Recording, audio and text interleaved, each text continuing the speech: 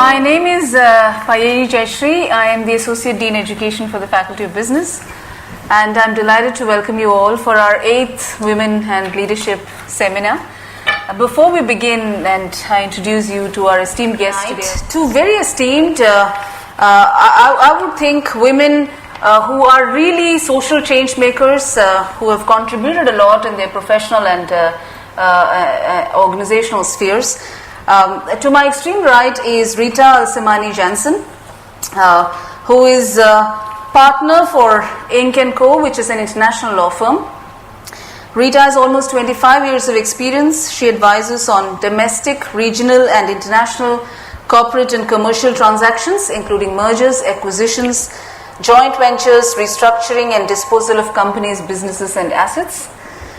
She also has extensive experience in advising on projects and real estate developments, construction dispute resolutions and commercial litigation. Arrests and attachment of assets, misappropriation of funds and fatality incidents. She has broad experience in a number of business sectors including shipping, aviation, energy, real estate and construction. Rita advises on corporate and business transactions including domestic and international joint ventures, company disposals, startups and restructurings, and also advises on all aspects of UAE commercial laws including free zones, regulatory work, as well as agency, franchising and licensing. She has experience of a number of business sectors which include aviation, energy, maritime, real estate, property development and construction in particular, and advises on UAE litigation and arbitration. She is based in UAE but covers the greater Middle East region. So, please welcome Rita Al Semaani. Thank you. Therese Sevaldsen, on my right, is the head of human resources at Philips, Middle East and Turkey. Throughout her years at Philips, she has led major HR transformation projects. Her passion, dedication and expertise have placed her as an influential role model at Philips. She is business-oriented, passionate about people, and a strong advocate of women in leadership. In fact, she does quite a lot of work, both of them do a lot of work for women in leadership. Therese's leadership style is inclusive and based on trust. She is an inspirational people manager, provides clear direction, encourages her team to challenge the status quo, leading them to implementing new innovative HR solutions that better serve internal and external customers. So she really walks the walk. Prior to this, she was the head of HR for Schneider Electric in Dubai, a Fortune 500 company covering 2,000 employees across 14 countries and 1 billion EUR revenue. Moreover, before this, she covered a number of business partner roles in SE and other companies in the lighting and high-tech industry. She's also a mother of 2 boys, both of you are. She enjoys balancing her personal life with her very successful, busy career. She enjoys building Lego structures with her boys and watching sci-fi movies. So, welcome to Therese Sevaldsen. Thank you. Now, there was a very real reason why I thought for today's event we should invite Rita and Therese, primarily because when we talk about gender parity at the workplace, it is becoming increasingly important to take a holistic perspective. It is no longer significant to just understand it from an individual's perspective. It is perhaps extremely important to bring an organizational perspective in order to understand how do you bring more and more women into the workplace and keep them there and enable them to reach higher levels within the organizational hierarchy. But at the same time, how do you make it work from a structural level, from a policy level, from a legislative level? It is all good to talk about individual narratives, but at the end of the day, how do you create systemic improvements? Because there are systemic barriers that is evident, and therefore it is fantastic that we could actually get a lawyer who is embedded in the space, who is ensconced in the space of federal legislations and contributing in that area, and at the same time Therese here, who has done a lot of work operationalizing many of these legislations within the context of private sectors. Now, with regard to data, I've got some data here, and we'll keep sharing some data as we go. Companies with more women in senior management outperformed companies with fewer women in senior management with a return on equity of 35% higher and a total shareholder return of 34% higher. That's the data. McKinsey and Company has provided data which shows that the best performance amongst companies were with those which had representation of women on boards. And now UAE has mandated a law which says that there should be more women in boards. So that's a great step forward. More data, 53% of business leaders agree that diversity on teams and experience improves both reputation and financial performance, which is as per the globalization survey. But despite all this data, which obviously shows some really positive correlation there between strong corporate performance and women in leadership roles, we see continued underrepresentation of women in leadership roles. For example, women make up less than 5% of CEOs among the world's largest public listed companies, despite the fact that there has been almost a 50% increase in enrollment in tertiary education. So it is not that they are not getting the, one of the excuses often given was that the reason why there aren't too many women is because there aren't too many women who are qualified enough. But that data is, of course, annihilated, because from what we see, there are a number of qualified women, but over a period of time, there is a leaking pipeline such that although we might be getting more women at the entry level, somewhere they are not reaching higher level positions at the same pace as men are. So my question to you, Rita, is what is holding us back? Are our mindsets truly inclusive? What's holding us back? Well, it's a fact, according to the studies, that 77% of women in UAE are university graduates, and only 25% of them participate at one point of their life in the workforce, which means that there is a big gap. This study was done in 2009, and we are now in 2016, which means that the gap is narrowing. But the narrowing is still, there is still a big difference between the two. And I think motherhood and maternity are one of the major reasons why ladies start working and then they have to drop out of work to take care of their family, especially we live in a region where family values are very important, and women are expected to take care of their families first. The priority is the family, the kids, the children, rather than work. And in one of the studies that was conducted by a university, they have found that the priority for UAE women is to ensure work-life balance. And not always work-life balance is achievable. And this is why women in general tend to leave work after the first baby, after they get the first baby. And I think that's one of the major factors. What do you think, Therese? I think what my experience is that also on a more global level, the reason we see women fall out is because they are, when we are recruiting, for example, inside in a company and we're looking at our female leaders, what we see is that when we look at who should succeed me, normally I'm a male leader, I look for someone who's looking like me, who acts like me, which means you have a more tendency to choose a man. So that's one thing. So it's about creating that awareness inside the company. So for me, that's one part of it. The other part of it is the woman. For the women to reach out and raise her hand and saying, I would like to have that challenge. I want to go for it. I dare to do it. To take some of that space, I think, is also not so easy today for women. I think women are, in general terms, we are very, we want to do a very good job. And we almost want to be 100% that we can do the job before we enter it. So for us to take a promotion and take that next step, I think we are more hesitant. Whereas men are a little more daredevils, I must say. So I think they tend to say yes when they believe they can do maybe 30% of the job. I'm exaggerating, of course, to make my point. But I think they're more like, yeah, I can do it, I can do it, I can do it. And then they go for it. And they will probably make it. You know why? Because the leader also recruited them. So he will trust in them. He will give them that support. The woman would have been giving the same support if only she would have taken it.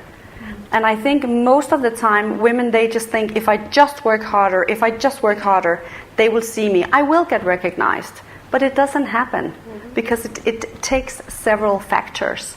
So I think that's definitely some of the reasons why. So there are two issues that essentially is coming up. One is, from what Rita said, that the primary caretaking responsibilities still lie with the women. Yes. So there is also other elements. Is how many expatriate women really sacrifice their careers to follow their husbands?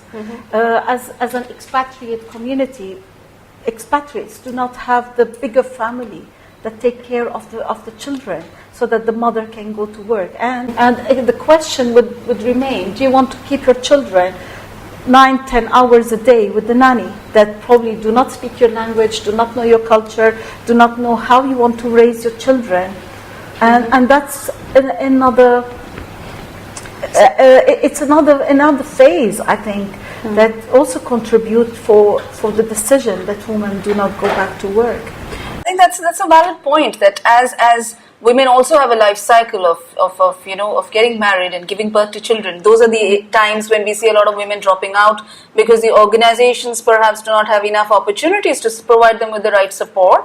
And at the same time, from what Therese is saying, there are also some stereotypes that are operating where we want the in-group versus out-group that you were alluding to, Therese, that, a male leader, and since we are seeing a lot of male leaders, there is at a perceptual level a conceptualization that a male would perhaps be able to do this job much better.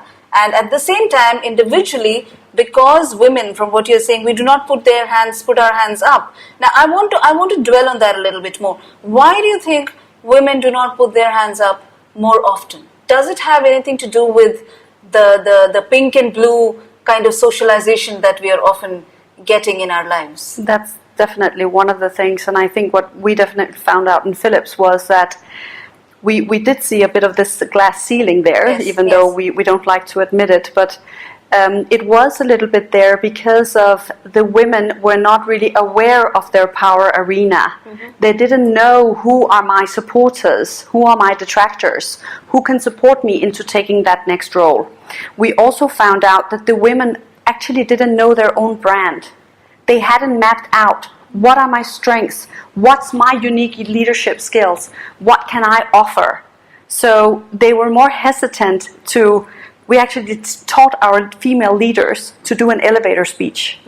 So if you meet a senior leader in the elevator, you have 1 minute to just fire it. So, what am I contributing? What am I doing here? How am I making a difference for this company? So you really need to rehearse that, because I think as women, we do have certain, maybe from the upbringing, you alluded a little bit to it with the pink and the blue room, that to hold yourself back a little bit, to be more polite, to be more, it can seem quite aggressive to come out and do such an elevator speech. So maybe you're not being a good girl if you do that. So I'm trying to categorize a little bit, but I think we saw a little bit about that. And a lot of the women that we taught this, they didn't feel good about it. We had to take a long talk about it, that it's okay to talk about what you're good at. It's okay, and it's needed if you want to reach that next level. So organizational support in your case has helped change some of the agency that is exercised by women. Yes. Let's go back to what Rita was saying about motherhood. Now, in your own personal experience, Rita, you are a successful career woman.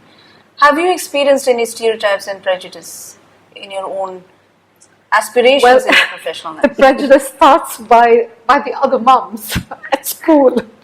Okay. That's the biggest prejudice. Where I, as a mom, as a mother, I feel that I'm always guilty. I don't go to school parties. I don't go to coffee mornings. I don't go to any community events. but I do go to the teacher conferences when I do go when I feel that this is necessary for my children development, or I need to know something. I definitely do, but I'm not as active, and sometimes this makes me feel I'm discriminated against, because the ladies in the school feel that I work because it's a choice, not a necessity, and therefore I have chosen not to be with my children. I've chosen that I work long hours. I've chosen that work comes first sometimes. I don't like it, but if you're passionate about your work, you cannot say, oh, 5 o'clock, I'm going. I have something, I have to do it. It's my responsibility. At the end of the day, we go back to name and brand and delivery and all this. It's me that I'm delivering my work, which is also very important to me.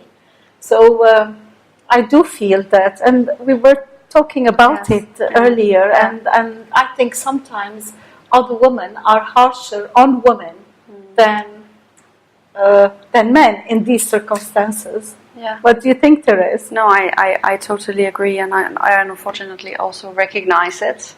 That, sometimes in the school I'm almost looked down at if I don't come in my gym wear and, go straight to the gym after dropping off the children. Like, you're a working mom. I mean, what is this? So yes, you feel a little bit ashamed, but then I have to remind myself that I should not feel ashamed, and and I'm actually a role model to all the little girls I see in the school. Now I have boys, but I think I'm a role model to all the little girls that I see in the school, that you can contribute and you should contribute. We should all be contributing, and it's so important that we do play a role in the market. And it's not only because we should do it, but it's also important for the companies. The companies will thrive so much better if there are women in there. And I think all companies today, they talk about being customer-centric. Sure. Well, look outside, who are the customers? It's 50% women and 50% men. And most of the time you see the women are actually affecting the men to buy a certain color car or whatever. So don't you forget the women's sector out there if you want to be customer-centric. So I think it's so important in so many levels that women contribute.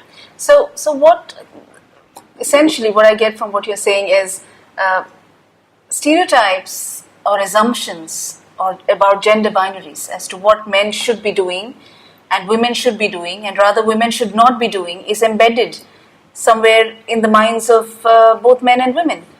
And this has to do potentially with early socialization?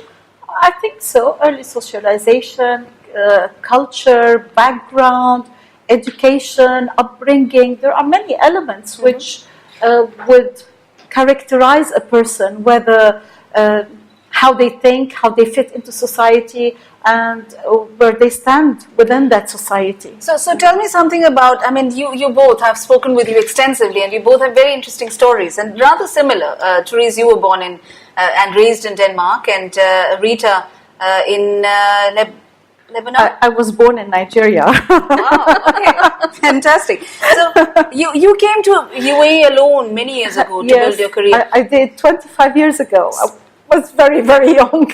So what about your childhood? What about your upbringing? I'm interested, I think the audience would be interested in knowing as well, as to what about your upbringing prevented you from falling into the same trap of this is what a woman should be doing and a man should be doing, the kind of compartmentalization that sometimes prevents women from challenging boundaries, gendered boundaries we call it. And Rita, I would like to go with you first, and Therese, I'd come to you. Well, I'm very lucky. I was born in a family where there was no distinction between boys and girls, and my father expected that I would be as clever, as good as any boy. There was no distinction whatsoever at all. If I want to go to a party, I think I had more privileges than my brother. So I was very lucky that my mother and father both were very open-minded and never felt that there is any kind of discrimination or any kind of gender difference in my family. I think that's very important because I grew up not knowing that there is gender differences in life. Later on, I did know, but as a child, I didn't feel it because whether playing with boys or going to school, it was a mixed school. I never had an opportunity where girls were segregated from boys. And I think that's very important. When you grow up with it, you don't even think about it. It's not there to really notice it. It's just you go after it. Therese? Yeah, so I think I was very lucky. I grew up with a Danish father who was very traditional. And I grew up with a Norwegian mom who was very untraditional. So she was and is a very strong woman. And I think she taught us to fight for everything in life and contribute. Do good, but don't be a do-gooder. So, I think they were always proud of me, and in the Danish school system there's no segregation of girls and boys, and I only learned very late that there are differences between boys and girls. So even we had PE together and we would be competing, and I remember Nikolai, he was always number 1 in the 100-meter race and I was always number 2. So we were the 2 good runners in the class. And this was how I liked it, so we played football against each other, and so you learn to also let's say integrate and be close to also, let's say, the male counterparts and not play a certain role. We even had, which is interesting, we had cooking courses in the Danish educational system. Boys and girls had mandatory cooking courses, because that is part of life. You need to learn how to cook proper food. So it's not about the women being in the kitchen. So in the Danish society, the men and the women are in the kitchen. More often my husband is, actually I don't cook, my husband cooks. This, and it's very normal. Most of my friends, it's their husbands that they cook. They are in the kitchen. So we play another role. I mean, I like doing dishes or whatever, but so we team up. It's about teaming up. So I think that to grow up with that and have that as part of the society is also enabling women in the workplace, that you have that kind of backup also when you get married and start to have a career. It's a completely different world than what I have met when I came here, with these kind of roles being so divided. I don't see the same teaming up, I must admit, when I drop my kids off at school. Thanks for that. So now this is interesting, because both of you have grown up in environments where you did not really perceive any difference between what a man or a woman can and should or should not do. My next question is, now there is in research, there is often this, and many of you might have experienced it, this finding that if a woman is competent, she does not seem nice enough. And if a woman seems really nice, she's considered less competent. And this is called the double bind. If a woman is assertive, she's often perceived as a little bit more aggressive. If a man is compassionate, he's been seen as, wow, that is fantastic. If a woman is compassionate, that comes with the territory. So these are some of the stereotypes that are so embedded, and I can see a lot of you nodding. So how do you create legitimacy in a society which still is functioning according to these patriarchal roles of what a man and a woman should or should not be? What has been your experience? How have you, because we often say that, all right, there is stereotypes and prejudice at one level, but you yourself said that at the end of the day, it is our responsibility to create that career capital, we call it, the credibility that is needed for us to succeed in our careers. And here we have all these mental assumptions, because we are not really a clean slate. As we all know, all of us come with these conditioned minds as to what should be the case. So how have you gone about creating career legitimacy within your own contexts? Perhaps in a male-dominated space, Rita, you might be experiencing that in your case, in divergent spaces that you have occupied. Rita, I'd like to go with you first. Yeah. When I came to, let me tell you my story in the UAE. I think it's interesting. I came here in 92, and in 92, Dubai was not the same. It was like a small town. Most of the people knew each other. And I was lucky to work with good people who embraced me and took me in. I did have difficulties with some colleagues who thought that I would be threatening them or taking their jobs away. But it's, I think that showing your own true color, being persistent, being professional, having the will, being determined that you want to do something out of that opportunity, no matter what is the opportunity. Whether you're a lawyer or a career woman or a mother at home, you have the greatest and the hardest job to do, because you're bringing up your children. You're bringing your most important capital is your children. So I think all these elements together are all important to keep the perseverance and to keep the hard work and to be focused. What do you want to achieve? What did I wanted to achieve at the time? I wanted to be successful. I wanted to succeed on my own. I wanted to have a statement for myself, not for other people, just to say that I can do it.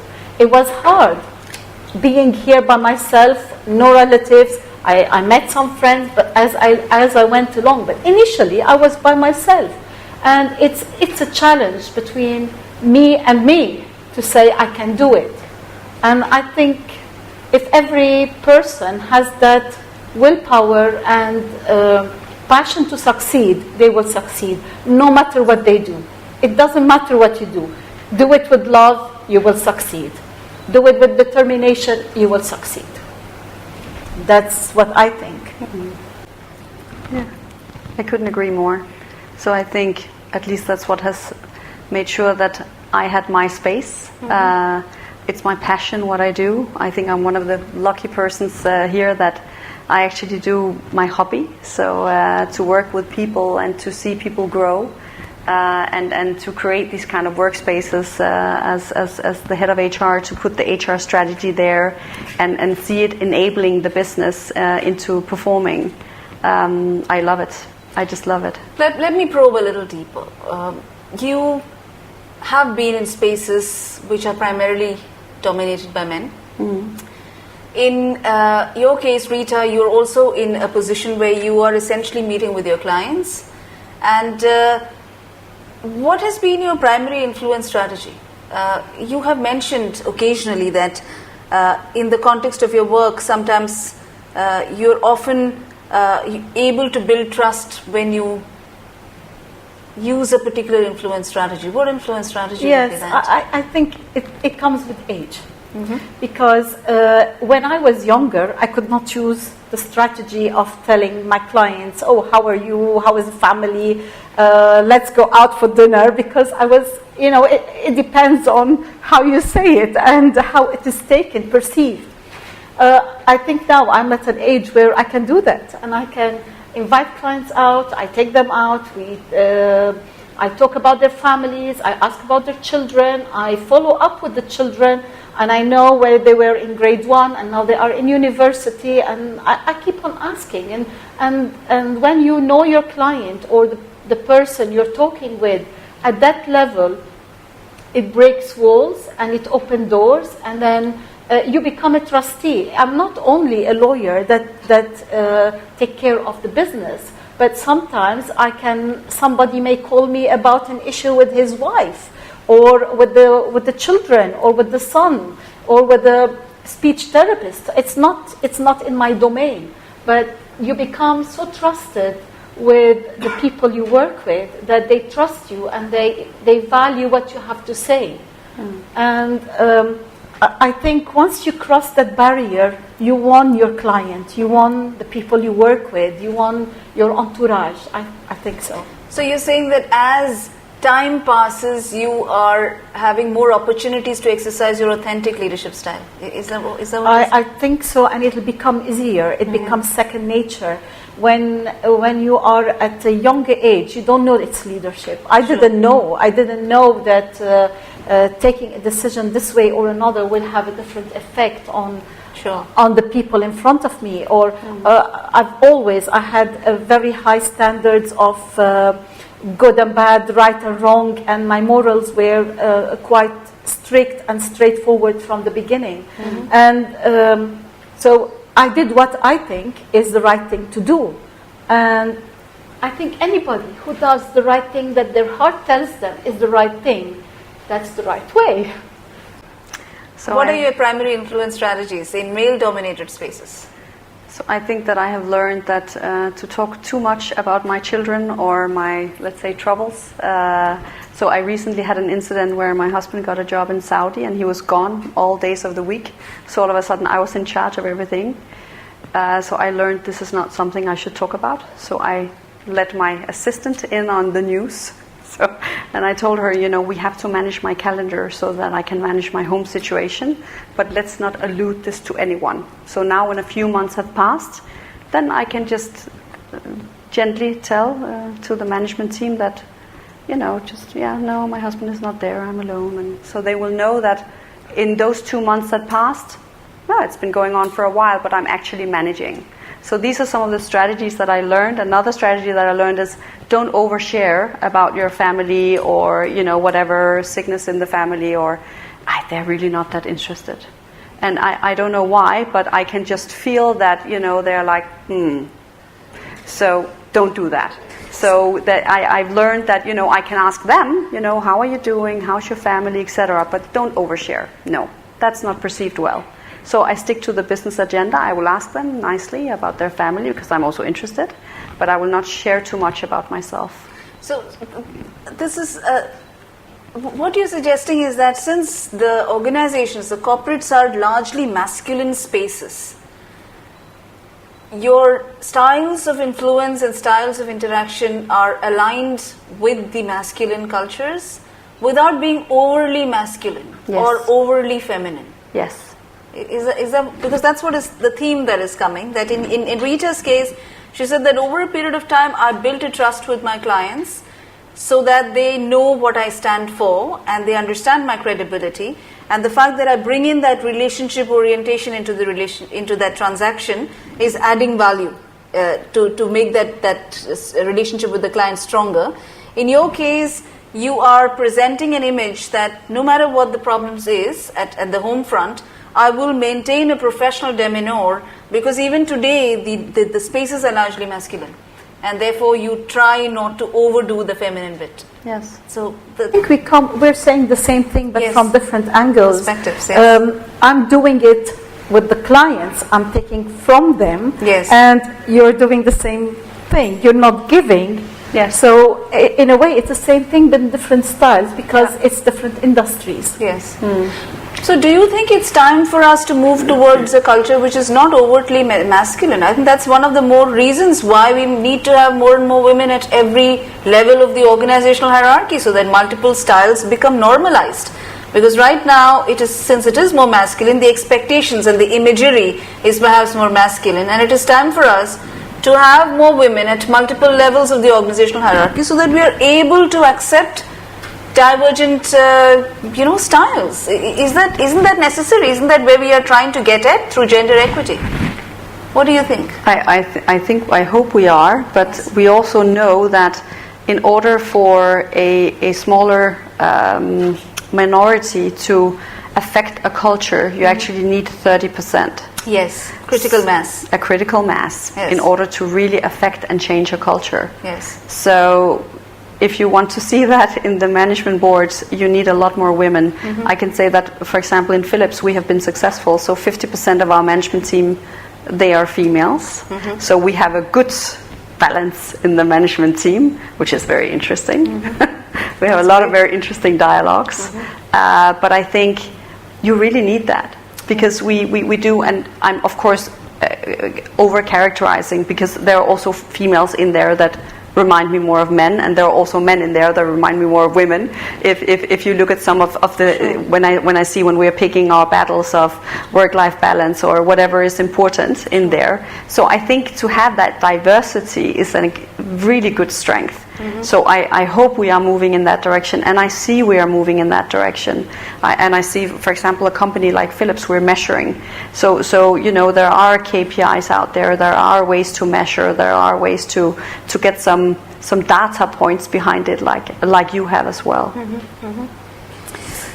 Okay, so let's move on to our third theme, which is gender pay gap. There is enough evidence. In fact, according to the World Economic Forum, it would take another 170 years to close the global pay gap between men and women. So most of us, none of us would be alive. And 50 years of data. There are some studies that have been conducted by sociologists which examined census data from 1950 to 2000. And it provides some evidence of de-evaluation. Now what that means is, when more women join an industry, the less everyone gets paid after controlling for factors like skill, race and geography. That is, if there are more women in a particular industry, the amount of pay that is given to the women, in fact to that entire industry, becomes percentage-wise less. Which essentially means that the work that women do, no matter what the work is not valued enough. And this is data for 50 years. Another study shows that higher the percentage of women in an industry, the lower its perceived prestige. So there are some real assumptions again. We really do not think in equitable terms when we're talking about men and women. And my question, of course, is, what can organizations and individuals do about it? Rita, the question is for you first. Is there any legal recourse in cases of inequity? Well, the UAE law, if we look at the UAE law, there is no distinction. The laws do not distinguish at all between gender. But if you look at how the practicalities of it, how they are applied, that's a different issue. And we come back to the management and who are the managers, and they like to look at their own image in the mirror. But if I take my firm as an example, the ratio of men to women, we are 62 women, 62% women to 38% men. And if we are one place in one firm, so if this is made across the various industry, then that's how we create the mass that you're talking about, the 30% mass. But if I look at it as a law, the laws are very straightforward, are very clear. There is no distinction, no gender, no religion, no character, no anything. The laws are laws. It applies to anybody. Therese, what's your experience? How do you create equity in pay? Because corporates have a responsibility to create fair and equitable spaces. They do, but I think most organizations are also looking at how do we have a healthy economy inside the company. So I think for a certain, let's say, part of it, we are also looking at that individual. Sure. So if the individual, again, is not raising their hand or in a firm way asking for a salary increase or asking for more in salary, then we are not so likely to do something about it. So one of the things we did in Philips was that we actually taught our talented females to negotiate. So we did a half-day training in negotiation techniques to enable them to have a very good strategy coming in there. Because it's not just about banging the hand in the table, you have to have a very, very solid strategy. So you put the leader in the corner, and in the end there's nothing to do but to give you more in salary. So this is what we try to do. And I think that I've seen some best practices in Philips as well, where they actually did comparisons and looked, because they had job categories that were exactly the same. So they knew the job content would be the same, so they could go in and compare. And when they saw there was a gap, because there was, the women were getting less, then they went in and they did a step-by-step approach to increase those women's salary until they were matching. So this is like a 3 or 5 year project. So they are doing it. I think in the context of my company today, at least, it's not always so easy to have very comparable jobs because most of us have different KPIs, we have different deliverables, we have different key areas of responsibility. So, and you have different experience backgrounds, so you can have, let's say if you have a digital background and that's something we really want and there's a scarcity in the market, well then automatically we will pay you more. So there is something around that as well, so around capabilities. But if I can come with a general statement, I have seen that women are more hesitant to ask for that pay rise. I've been extremely surprised throughout my 20 years in HR when I see all the reports coming back from the departments and the women are just not asking for it. So and they really should be more assertive, I think. Does it have to do with the imposter syndrome that you alluded to a little while ago? I'm afraid that women so. often feel that they're not fit to be in a certain position because they're more apologetic? I actually think that they are maybe more, I should be recognized. He should see how hard I'm working, or she should recognize how hard I'm working. And now in my department I have recruited very strong women, so they are all demanding a lot all the time, which is good. That's exactly how I wanted it, which is very difficult to manage, by the way. But I think this is great. This is how it should be. It should be. They're being exactly as assertive as I would see the gentlemen be. And I'm afraid, but that is what you need to do, because every company, and we see it year on year, maybe we have a 4% increase we can do in a company. So if you don't position yourself correctly, if you don't, well, my 2%, I'm going to have to put them somewhere. So then who is it going to go to? Well, then probably the one that screams the loudest or has the best arguments. That's where the money is going to flow. So, I tend to really look at the women and ask them to be more assertive and have more arguments to where did they stretch themselves, what is it that they came in with. And do a little bit of research yourself as well. Sure. Try to find out, what does Hay say, what does Mercer say, what are they paying in the market. Try to get a bit of data around it as well. That's a very important point. I think what you're trying to say is that women have a responsibility to position themselves in ways that they sound more credible when they're negotiating for their salary. And so would you say that it is important for them to take ownership of their career? Isn't that what you're saying? That somewhere they have to start taking ownership. It's not about others recognizing them. It's about recognizing my own competencies and positioning myself. Yes, absolutely. Absolutely. What if? Do you think it will work? Well, the way it works with us, we go by PQE. PQE, how many years you've been qualified. So PQE 1, 2, 3, 4. We have a level. We set a level for every PQE, and it doesn't matter whether you're a man or a woman. As long as you are in that PQE, PQE 5, your salary is this much. PQE 6, your salary is that much.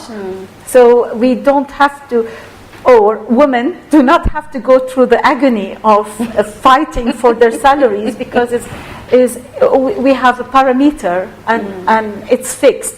It's fixed up to a level where they become senior associates, and that's where it can vary between one person and another with respect of the clientele, how much they bring, how much they contribute to the awareness, to the brand, to many other elements before they become partners. And there is also some evidence that when women negotiate, it sometimes backfires, because women again are not expected to be assertive enough.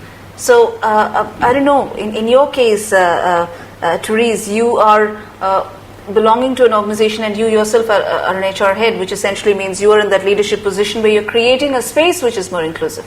But what if there is somebody in the audience who does not belong to an organization that is so progressive, and we were talking about this with regard to the organizational culture. Now, how would a woman in that kind of a context go about creating equity for herself? What would be the strategy that she can employ, even from a legislative angle, if she feels that there is discrimination? Well, if I want to take the whole case law that I'm aware of. I cannot say what I'm not aware of, but I have not seen any case law where one person have sued their company on discrimination basis. So I do not know. Okay. And the cost of litigation, the time it takes, the benefits that you would get, and if you were on a career path, if you're a professional, if this happens to me, I will have to think 10 times before I bring a case against my company to see whether will I find a job in another firm that would take me after I've sued my company.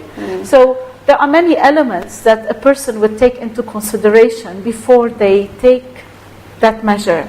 Sure. But when you have internal HR and policies and procedures in place that would give room to women and men to bring their concerns forward and discuss them, whether with HR or with a partner or even with the managing partner, then that is half the battle probably, because people would have already had the opportunity to make their voice heard. Sure. Because if somebody doesn't make their voice heard, nobody knows about it. So they have to bring up, they have to speak.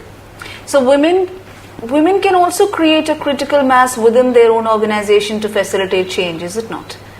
By individuals, if they're unable to influence change, can they also create networks within their own organization amongst men and women? A cross-functional kind of a cross-gender kind of a network. Does that help? Because there is always, when we are trying to create bottom-up change, supposing an organization does not have that kind of a culture, and you want to create that, sometimes it's also because of lack of awareness. It's not, lack of will. It is sometimes lack of awareness that leads to inequity. I think probably in multinationals you will see that it's probably very panned out and everything is quite equal, I would say. Yes. And I think in most multinationals as well, you see that there are salary bands. Yes. So a salary band can float from 65% and up to 133%. So you can float somewhere in that. And with the different grades, they're overlapping. So you can almost be in the next grade of payment if you're doing very well. So I think we're back to the women where they have to know their own worth and know how they're contributing. Make sure that you are in projects that are seen, that are recognized. So you have to choose strategic projects where you will be seen and heard by the key stakeholders. Because then they will also notice if you speak up and you would like more, well, then they will also tend to give you because you are recognized, because you chose the right project or you were chosen for the right project. So talk to your leader and don't even talk about salary in the beginning. You should talk about how can I contribute to this company? Yeah. What can I do? Where do you need me? How can I help you? So I think if you come from that angle, the salary talk later in the year is so much easier. So it's a proactive ownership that you take by choosing the right projects. That's really good advice. And I think what you shared with us regarding organizations having a responsibility to collect data in a manner which is intended to correct any gaps that exist. Again, it's a large project. So if there is a willingness for organizations to change the culture, it can be done at multiple levels. It can, and I think it's very easy, and I think Philips, as probably most multinationals, we look at who is where in the ranges, and we try to look at if someone is low in the range, who is it? Is it a lady? Is it a man? Sure. What's their level of experience? How quickly did they go into this grade? Are they early in their career? Are they young? Did they take big steps? That's why they're there. So we really try to do an analysis, and we try to help the business by bringing in some facts and then challenging, did we position this person correctly? Because also we don't want to lose our talents. Right. So I think most companies that want to attract and retain their talents, they will take this approach. We move on to theme 4, which is creating diverse and inclusive workspaces. And one is, of course, we have seen all around that since there are not many women at the senior level positions, try and create quotas, for example, so that we can create equity at the top. But then at another level, there is a very strong discussion now that is going on that let us try and remove the systemic barriers. Now, Rita and Therese, both of you alluded to the fact that women drop out when they have children. And one of the reasons, of course, is maternity and childcare benefits are really at the lower end when it comes to most of the organizations. Do you think women experience a pushback when they have children or they become pregnant within the context of organizations? And what can corporates do in order to create an inclusive space for women who are expecting? Because sometimes women also step back even before they give birth to the children. They stop taking projects the moment they become pregnant. There is a lot of data which says that women give up even before they reach the stage when the children are born, because they know that they will not be able to handle it and there is not much support, and they are essentially moving out of their career path in that process. So how would you, I mean, Denmark, you said, mandates about 52 weeks of paid maternity leave. That's fantastic. And UAE, we just saw the public sector has now moved towards about 3 months of fully paid maternity leave. So your perspective from an HR and a legal perspective, how do we try and create more support around this very, very important topic, which leads a lot of women to drop out and which leads to the leaking pipeline? 3 months. It's too little. Sure. And I think change should come, and it will come. It already started. It started by the new policy, which has been implemented at the government level, and it has started with private companies like Philips, like ours. We have 3 months fully paid maternity leave. We have also unpaid leave. We give it as people ask for it. It could be 3 months, it could be more, or it could be less. We have the flexibility. We have one of the ladies who went on maternity, came back and said, I will only work till 4:30. And because we want her, and because she's good, and we like her, we said, okay, we agreed with her. So she works every day till 4:30. Another one went on maternity, came back and said, I want to work 3 days a week. And I'll do 1 day a week from home. We agreed. Because we know this is our talent. We know them. They are very good in what they do. They deliver. They are there. They're available. So all these elements contribute to the confidence that you want to keep your talent. And replacing your talent will cost as much, if not more, than retaining your talent. So at the end of the day, I think things will change, because if the international companies are pushing for better lifestyle, better work-life balance, eventually, and the government is pushing for it, so from the two angles, eventually the local companies will have to give in at one point, I think. Yeah, so I think this is a difficult question, because I think it can very easily be a showstopper if you become pregnant, or if you want to go on maternity leave.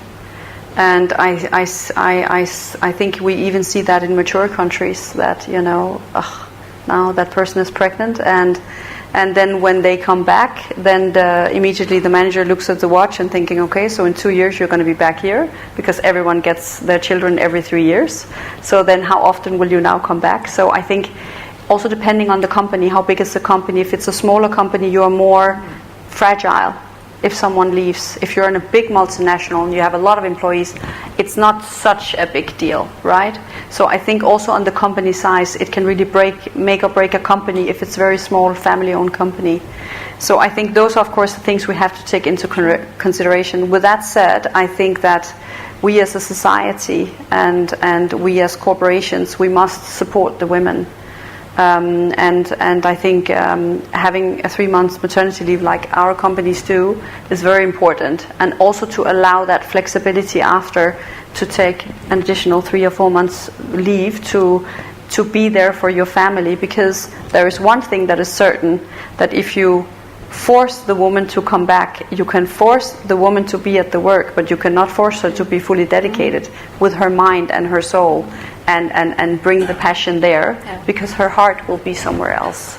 So I think that I can really not advise. So I think that's important that companies think about that. So how did you make it work for you? Maybe I can add here, and this is where flexibility of work is important, where a mother can work from home or even work 5 hours a day. So she is not completely alienated from work, but at least she have that flexibility that she can log in and do her work, and she is at home, or work part-time, or choose which days she wants to work. Maybe it's the father who is staying with the kid for few days during paternity or whatever. So that flexibility also is very important to encourage. It's cultural. Yes. Imagine you're saying this to someone from our region here. Yes. They would expect that it's the mother. It's the mother's job. It's not the father's job. It's the mother. Yeah. So it depends. Where someone from Denmark is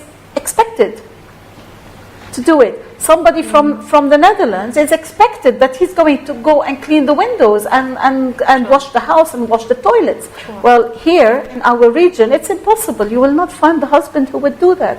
So the cultural, the upbringing, the society in which you live in, the division of work in the society where you live in, I think all play a role in developing the person later on.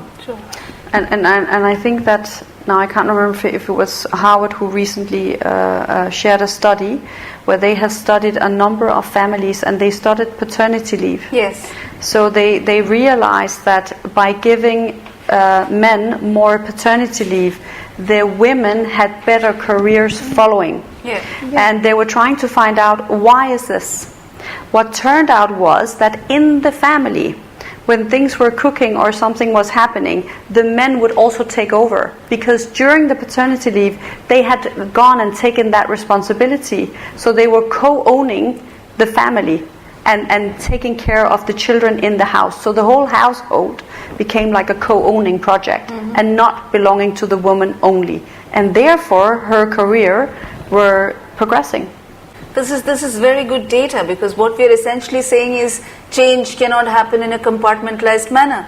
We have to, all organizations have a responsibility to, by introducing parental leave, you are sending a very strong message that child rearing is a father's responsibility as well, and then it becomes legitimized in the context of organizations where more people get involved in the whole process of child rearing and child caring, and slowly you're creating a cultural shift of sorts. Exactly. Which is definitely impossible. Very, very important. Now I'll go back a little to what Rita said, and Therese, you said as well, that flexi time becomes important. Now there is some data which shows that one of the reasons why women do not take flexi time is because flexi time, the moment they take it, they are relegated to support functions, or they miss out on important meetings, they miss out on strategic discussions, and in that process they're also taking a beating to their career, especially if they're serious about their career.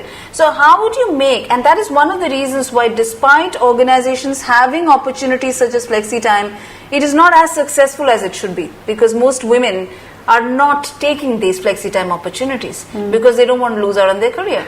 So how would you make, my question to both of you is, how would you make things like flexi time or telecommuting work in such a way that it does not jeopardize the career aspirations of a woman and a man too, because if we're saying that both are responsible?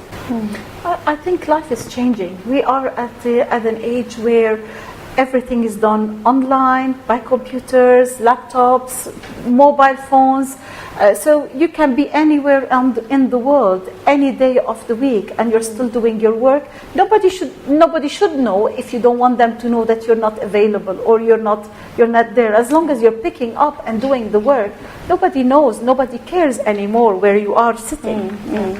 I think if I look at it from our perspective, from our industry, if I have trainees or junior lawyers sitting at home working online, I can see that they are missing out on interaction with their colleagues, on learning the industry, having the know-how and the pool of knowledge around them that they can go and ask that they would not have. But if a mid-level senior person sitting at home doing a research, doing drafting a contract, working on a pleading, that can be done from home, can be done from anywhere.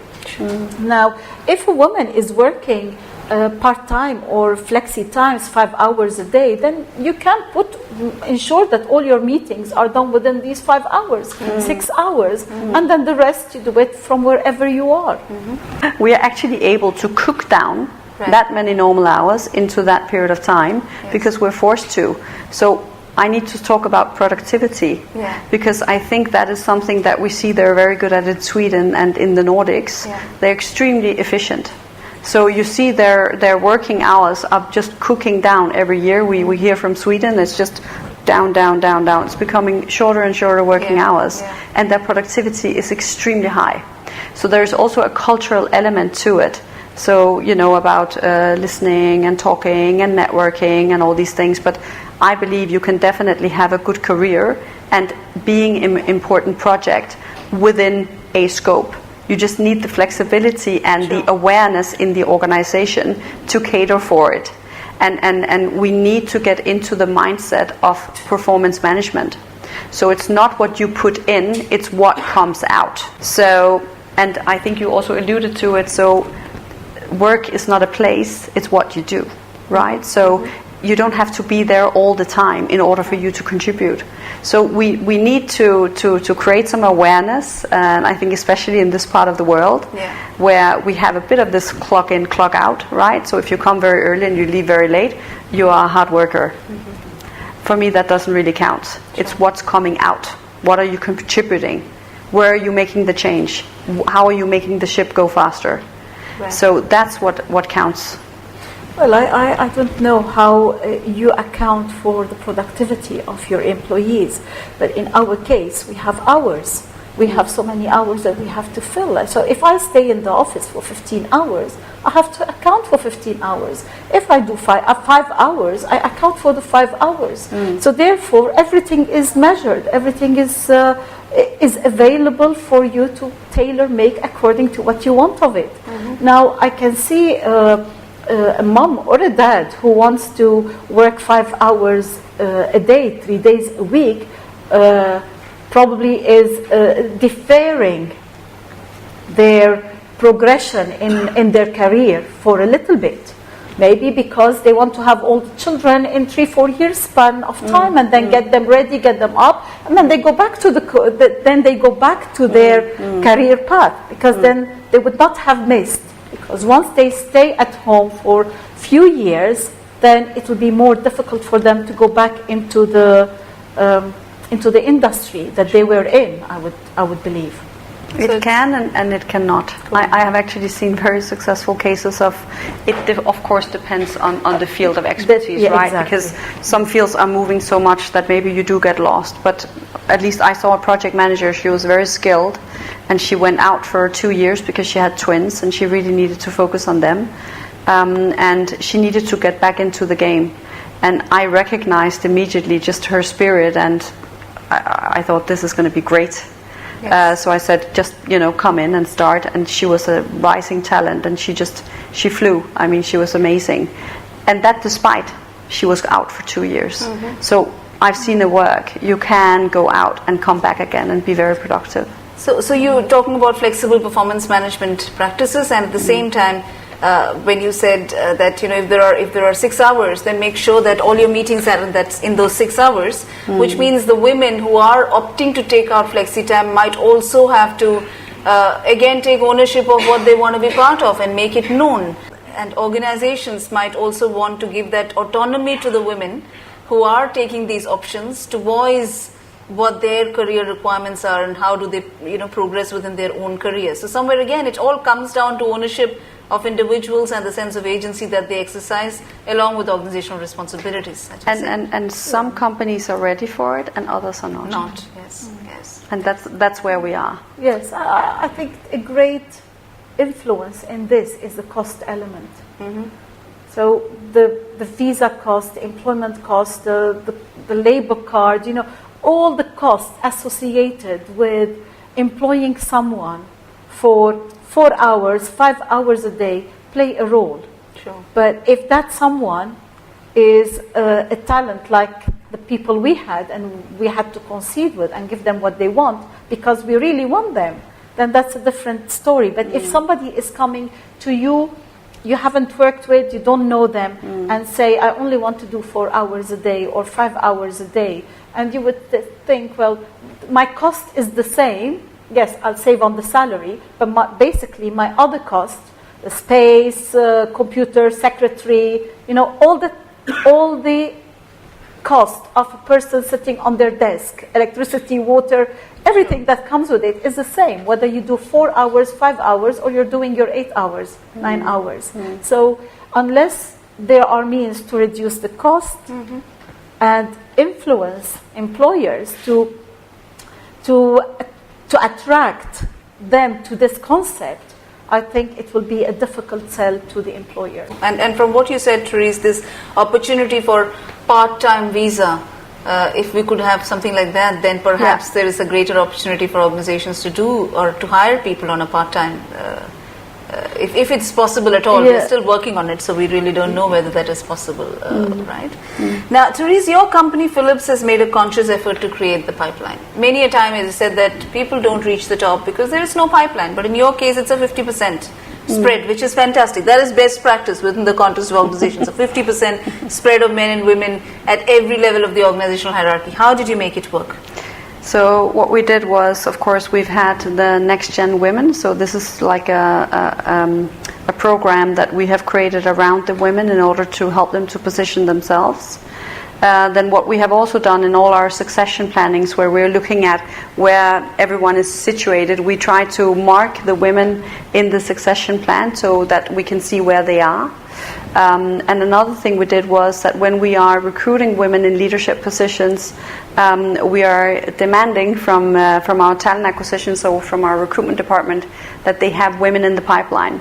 So we would like to see in the top 3 candidates that there should be a woman in there, so that the leaders also has something to choose from. We also create awareness sessions for hiring managers. So we tell them that, remember, you have to have a diverse team. So do you have that today? So how many nationalities do you have? What's the age groups? What's the gender diversity? So we try to look at that.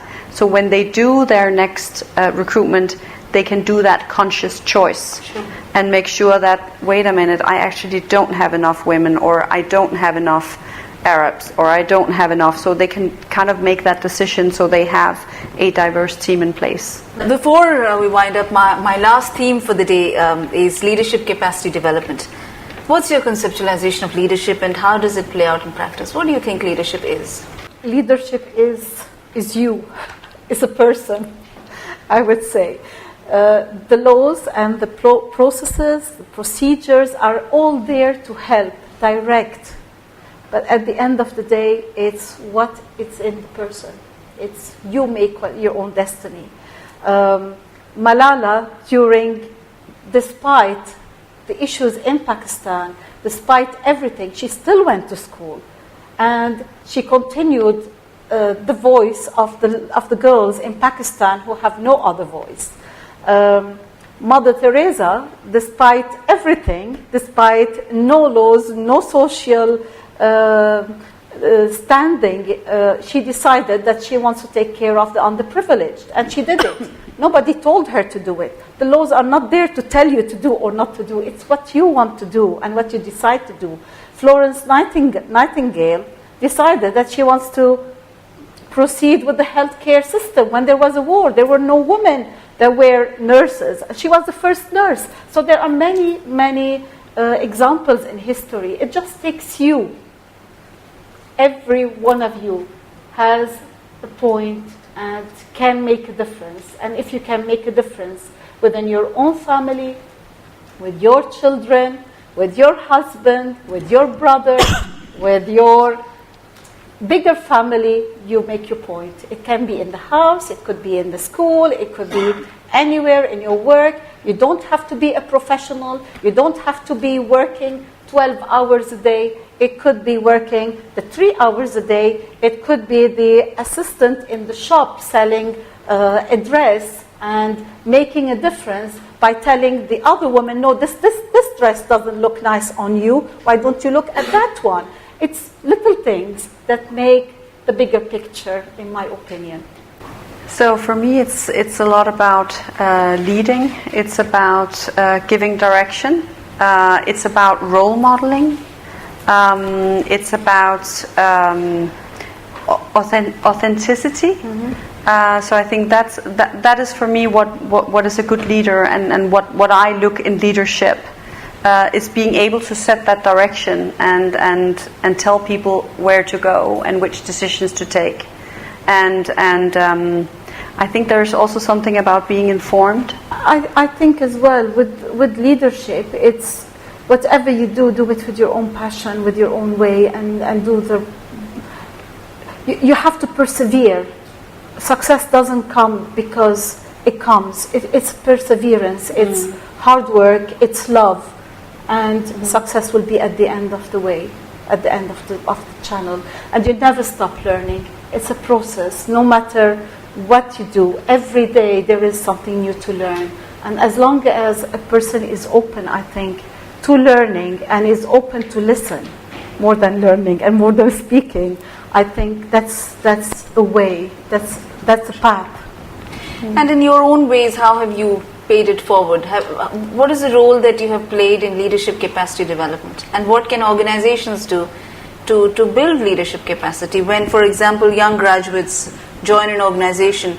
Many a time, women, there is data again to show that one of the reasons why they are not able to grow into the C-suites, the top level, is because they do not have a cross-functional understanding. They do not have a strategic understanding of the business, because the projects that they have been given are not really at the strategic level. So how would you create leadership for a woman, for example, who is reticent to put her hand up, for a woman who has never been socialized in a manner where she thinks it's right to say that I have done something? For example, if somebody is coming from a culture where positioning oneself in an assertive manner might not really be accepted in that culture. So, and all those women, if they're entering into your workspace, what would you do from an organizational point of view to enable the development of their own capacity and competency, so they become better negotiators, more assertive as they grow, more able to position themselves, etc.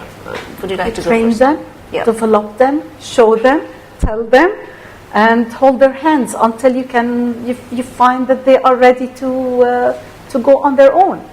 You cannot hold people's hand forever, but sure, training and development is an ongoing process. And I think you are better than I am in talking about this.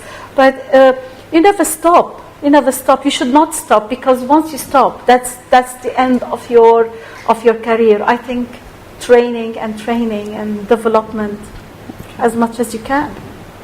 So I coach wherever I can. I speak up. I do speaks in schools to young graduates.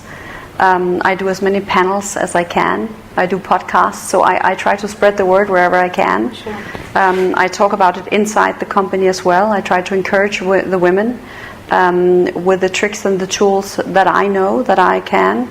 I'm not afraid to share how I became successful, and then they can choose to copy it or not, but also they should embrace their own unique leadership style. So you don't have to be, even though we might be forceful and assertive, and that worked for us, but it doesn't mean it's going to work for the next woman. She might have a different style that's going to get her maybe further than us. So, I think just embrace what it is that you're good at, find your own style. As long as you're authentic to yourself, you're going to succeed. And I think you also talked about it, leading from the heart. Yeah. So following your passion and having a purpose. If you have a purpose with what you're doing, you will get there. And what's the role of mentoring and networks within the context of leadership? Have they played an important role in your own life? How would you, some last words on how can people go about developing networks or developing a mentor-prodigy kind of a relationship if within the organization they don't have mentors? Well, then you'll have to, or you try to seek mentors from outside. The mentor doesn't have to be your boss. It is not always your mentor. Your mentor could be the person who you trust, who you respect, who you look up to.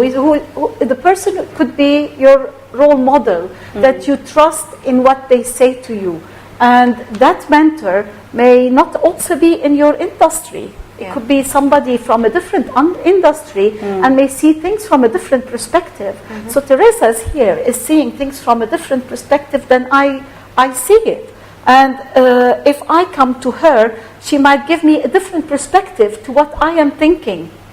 And this interaction, this mentoring between whether my boss or my friend or somebody I trust, I think this is what mentoring is. And there are some professional companies, individuals, people who, when I do not have enough talent to mentor myself or mentor somebody else, there are people who are specialized in certain industries that can mentor, that can coach, that can show you the way you behave or sit, or even in a presentation, how you do a presentation, and how you speak and how you stand and what you dress. You know, there are many ways of mentoring. Fashion mentoring, speaking mentoring, yeah, I think, and others. I think you also alluded to that female network. Yes. So I personally believe that's very powerful.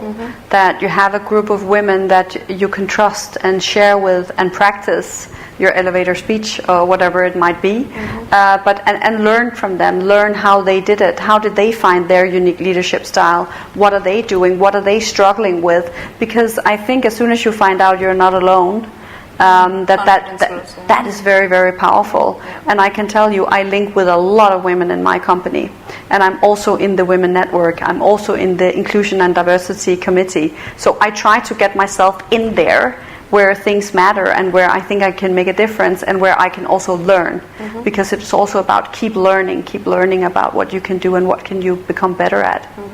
And from what Rita is saying, there is also merit in creating a cross-functional kind of a mentoring group as Absolutely. well as cross-gender, because sometimes you know, you don't have to restrict yourself to women networks at all. There is a lot of, again, evidence to show that when we expand our networks to include, you know, both genders and people from different functionality, there is a greater probability of getting the right advice and even increased visibility. So perhaps consciously we might all want to develop our networks. Absolutely. Network is super important.